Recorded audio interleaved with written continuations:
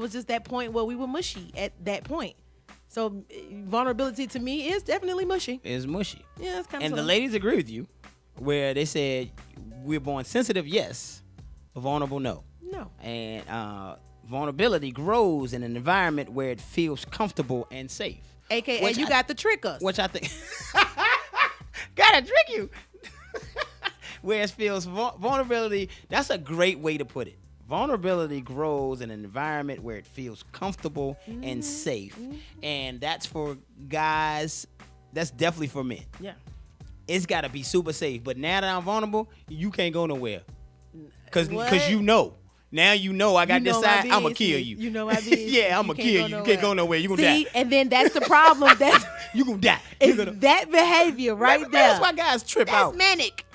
Maybe that's why guys trip out. I never understood it, but maybe now I understand why guys trip out. But that's vice versa, though. Because you going nowhere. See, if men are not being vulnerable, just like Future texted the girl back and said, I'm good, love, enjoy. Everybody's 2018 crazy about that one line, and it was so insensitive. It was rude. Yeah. I use it too. Yeah. Because it's now a slogan. I'm good, love, enjoy. That was showing nonchalant. That was showing I don't care. You can't hurt me. You can't hurt me. Yeah, he wasn't taught vulnerability growing up. Vulnerability, man, it's not taught. First of all, it's not taught to boys. Off top, it ain't taught to boys. So I'm also saying if you guys have sons, if you have young sons, you might need to talk to them about vulnerability. Now, again, they can't be vulnerable all the time because you talked about being too vulnerable. Yeah. It comes across as now you just being a sissy. I didn't learn vulnerability until my son turned 14. I think it was 14. He's around 14. That was yesterday. He'll be 18 this year. But when he turned like between 13 and 14, we had a talk, and I had to pull something out of me to make me become vulnerable. Because just having church and all that don't make you vulnerable either. Like, it does not. I don't know what people get there from. You have to got the wall up. You got a stone wall made. Your wall made of solid gold. It is. I agree. Petrified. I'm not happy. I'm not ashamed of it, but I'm not happy about it either. Because now I'm learning to be able to, break it down bit by bit. But he broke a lot of the, that tension that I always had. And he was just, he was like, well, it's just me, and he was vulnerable that day. I can't get into the situation because that's his situation. That's our situation. Yeah. But when he broke down and he told me, it's just me, I felt so bad because I knew I've been in that place. I was in that place where he was. And I felt like, dang, my mama ain't sensitive. My dad ain't sensitive. Like, or not even just sensitive, but they're not helping me become, they're not helping me during my sensitive moments. That's what I meant. And so for him, when he said that to me, I knew I had picked up those characteristics and from my parents. And they were in two separate households. And they both stoned. But my mom is not as stoned as my dad. My dad is stoned, but my mom is not. I'm trying to think. Now you say I think I mimicked my dad a lot more than I did my mom. My parents, I don't even if I know that. My mom, I think they're too opposite. My mom is too vulnerable, and my dad is not vulnerable at all. But like I said, I pick up after my dad was not being vulnerable at all. So my son picked up after me being an only child and being in a household where two people are not vulnerable. Come on, no vulnerability. Yeah, it's tough, man. It's not good. It's tough. It's not easy to choose because that's a choice. You got to choose to have a level of vulnerability. Guys, let's take the word out of scared. We can be careful. We can be careful about it because you don't give it to everybody. But I think we need to take the scared out, guys. If you're scared of vulnerability, you gotta take it out. And I ain't just talking to y'all, I'm talking to me.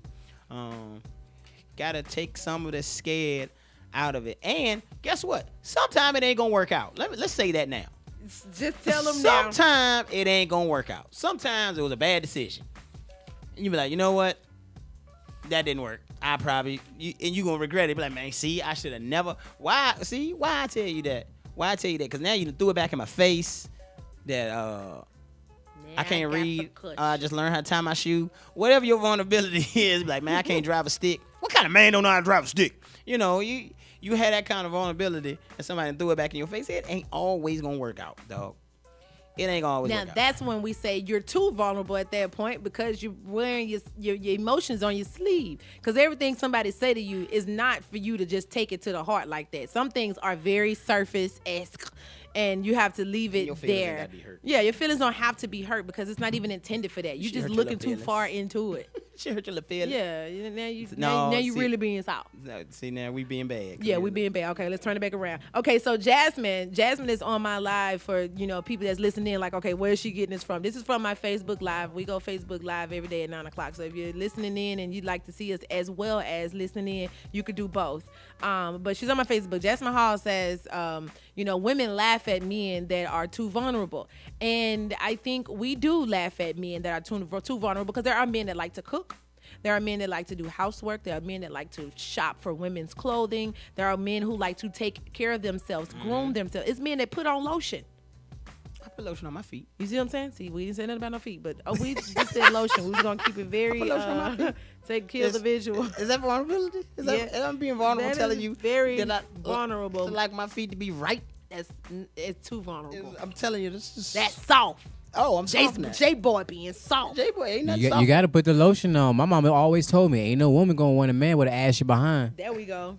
We don't want these crunchies. That is... But no, seriously, though. Like, women would look at a man that is vulnerable and be like, he's too soft for me. And there is a such thing as a man being too soft for a certain kind of woman. I think they just... You run into different people.